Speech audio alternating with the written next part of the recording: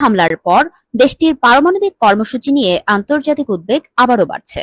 তবে জাতিসংঘের পরমাণু পর্যবেক্ষক সংস্থা আইএই এর মহাপরিচালক রাফায়েল গ্রসি বলছেন, হামলায় গুরুতর ক্ষয়ক্ষতি হলেও ইরান কয়েক মাসের মধ্যেই আবার ইউরেনিয়াম সমৃদ্ধকরণ শুরু করতে পারবে। শনিবার সিবিএস নিউজে প্রকাশিত সাক্ষাৎকারে গ্রসি বলেন, কিছু এখনো অক্ষত আছে, হয়তো এরও কম সময়ের মধ্যে সেন্ট্রিফিউজগুলো আবারও চালু হতে পারে।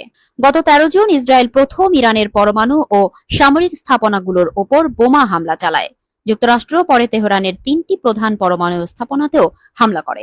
এই হামলাগুলো ইরানের পরমাণু কর্মসূচিকে দশকের পর দশক পিছিয়ে দিয়েছে বলে দাবি করেছেন মার্কিন প্রেসিডেন্ট ডোনাল্ড ট্রাম্প। তবে ইরানের পররাষ্ট্রমন্ত্রী আব্বাস আরাগচি বলেছেন, ক্ষয়ক্ষতি গুরুতর হলেও সবকিছু ধ্বংস হয়নি। গ্রসি আরো বলেন, আমরা নিশ্চিত নই হামলার আগেই ইরান উচ্চমাত্রায় সমৃদ্ধ ইউরেনিয়ামের কিছু অংশ সরিয়ে ফেলেছিল কিনা।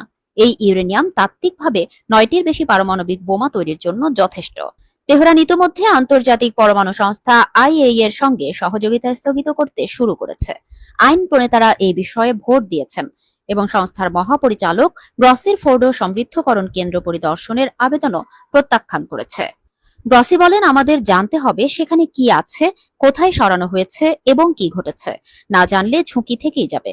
এদিকে যুক্তরাষ্ট্রের পররাষ্ট্রমন্ত্রী মার্কো রুবিও বলেছেন, ওয়াশিংটন আইএই এর পর্যবেক্ষণ ও যাচাই প্রক্রিয়ার প্রতি পূর্ণ সমর্থন বজায় রাখবে এবং গ্রসির পেশাদারিত্ব ও অঙ্গীকারকে স্বীকৃতি দিচ্ছে।